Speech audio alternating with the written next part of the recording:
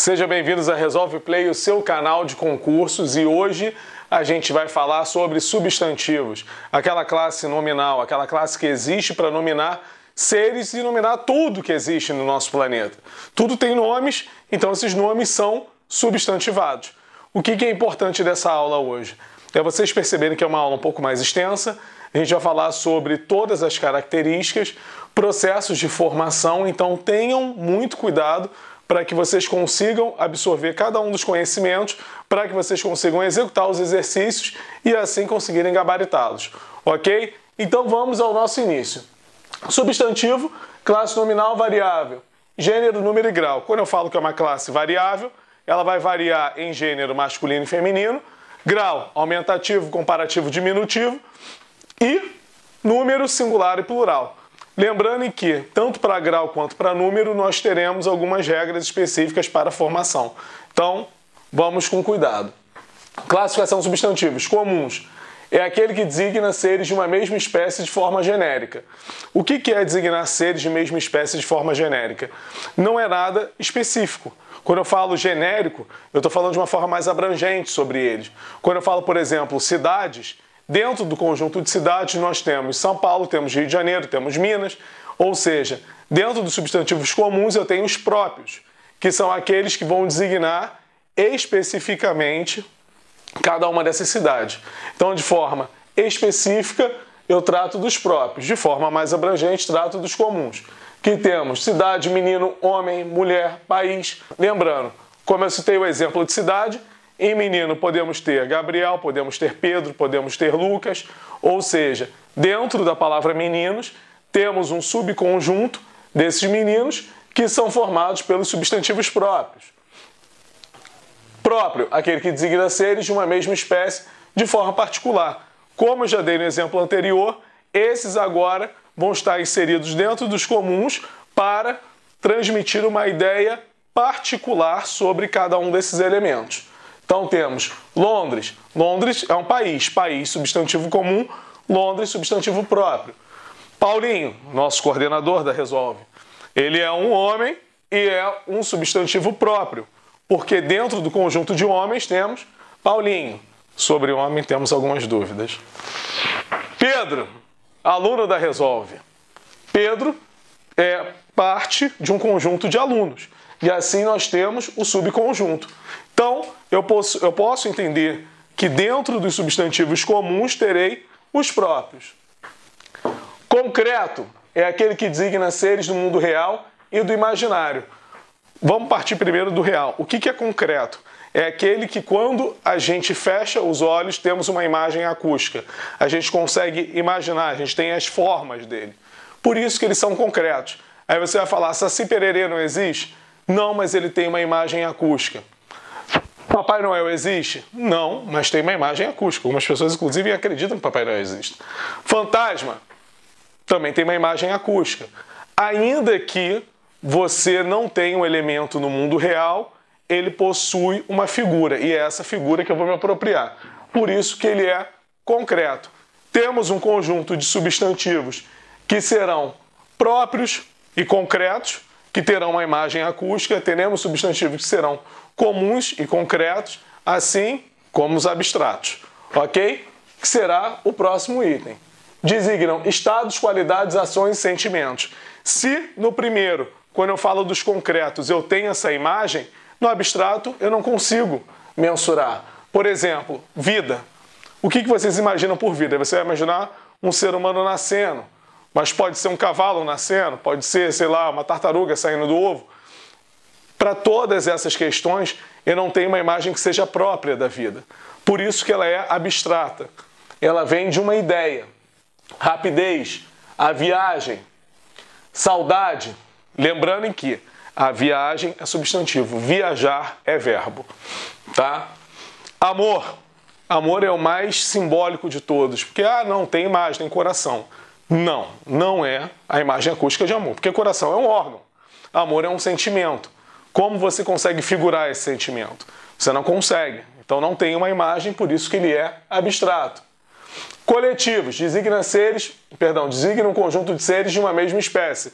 Imagine que você, no mundo, tem um conjunto de, sei lá, abelhas, né? Esse conjunto de abelhas eu posso agrupá-las e transformá-las em um enxame.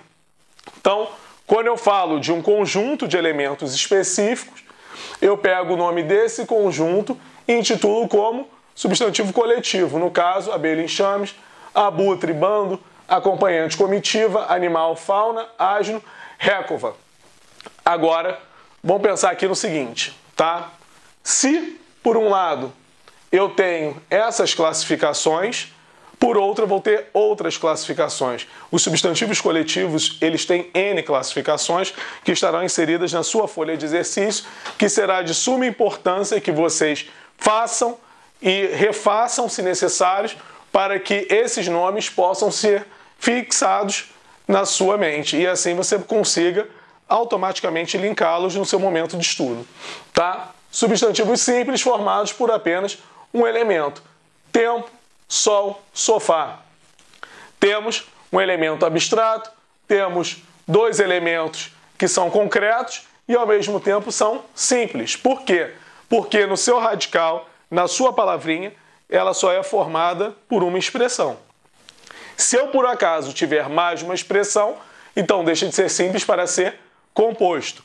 E aí a gente vai entender, pela perspectiva do composto, quando a gente lembra de morfologia, no processo de formação das palavras, aquelas que são justapostas ou aglutinadas, que aí eu tenho mais de um radical funcionando dentro de uma mesma expressão.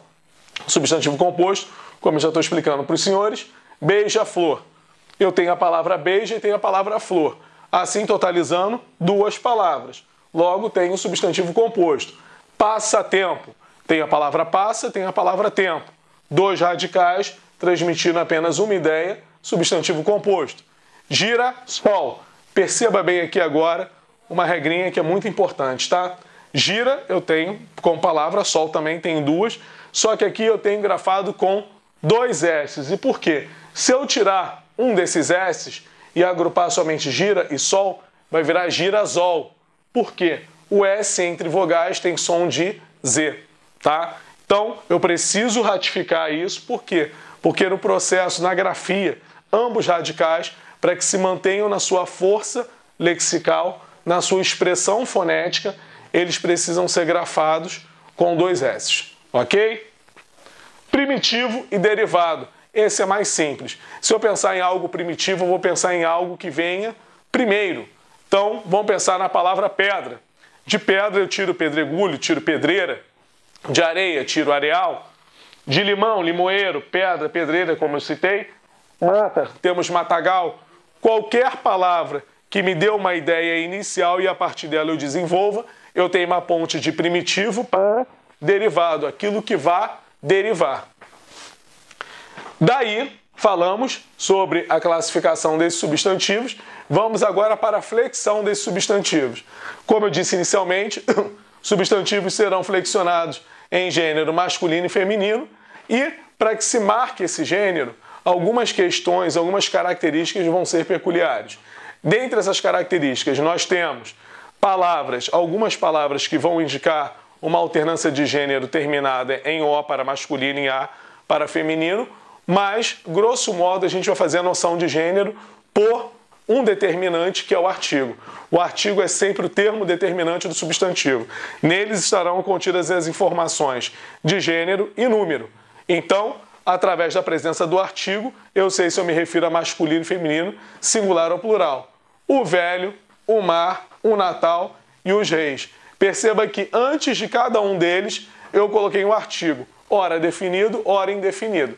Tá? Mas que tanto os definidos quanto os indefinidos, eles têm uma caracterização de masculino, ok? Feminino. Podem vir precedidos dos artigos a, as, uma, umas. Por que podem vir? Porque não será sempre que nós utilizaremos os artigos, tá? E isso aí vai ficar também para a aula de preposição, que vocês vão aprender a aglutinar a preposição com o artigo. Pequena observação, agora que nós já falamos de substantivos masculinos e femininos, é bom lembrar que nós temos classes, e essas classes de palavras, que são substantivas, vão alternar. Como elas vão alternar? Como eu falei que nós temos classes que serão substantivas, eu posso ter um verbo e esse verbo atuar como substantivo. Daí eu vou ter uma derivação que vai ser uma derivação chamada derivação imprópria. E isso estará inserido no seu contexto de morfologia. Por que uma derivação imprópria? Porque eu estou saindo de uma classe e transmitindo uma ideia para outra. Exemplo disso é amar. Amar é verbo. Só que eu posso falar, por exemplo, o amar dela me encantou. Ou seja, o sentimento dela para comigo é algo deslumbrante, que me encantou. Então, nesse caso, a palavra deixa de ser verbo, deixa de ser uma ação para assumir uma forma nominal. Tá? Então, isso está dentro do contexto de derivações impróprias. Voltando, vamos falar agora de substantivos biformes e uniformes. Lembrando que os biformes têm algumas características, assim como uniforme terão outras características. Biformes eu tenho duas formas, ou seja, eu vou ter uma para masculino e outra para feminino. Gato e gata. Perceba bem que em ambas palavras eu tenho o mesmo radical que é gate, e o que altera? O e o a, tá? Homem, mulher. Agora eu não tenho acréscimo de o ou de a. Eu tenho duas palavras, uma para representar o masculino e outra para representar o feminino. Então, por isso que é importante que as definições elas sejam baseadas no termo determinante que é o artigo, porque não será sempre em que eu vou fazer um acréscimo de uma vogal, ou o ou a, e assim eu vou ter uma definição de masculino ou feminino. Poeta e poetisa, tá? Lembrando que poetisa é o feminino de poeta, só que poetizar é escrito com Z e é um verbo, tá? Essa questão já caiu em outras bancas militares, então é importante também que vocês saibam diferi-las. Prefeito e prefeita. Aqui voltamos ao exemplo do O e do A para definir tanto masculino quanto feminino. Uniformes é aqueles que só têm uma forma. Ou eles serão epicenos, ou serão sobrecomuns, ou comuns de dois gêneros. Epicenos é sempre quando eu utilizar macho ou fêmea para definir o gênero desse substantivo.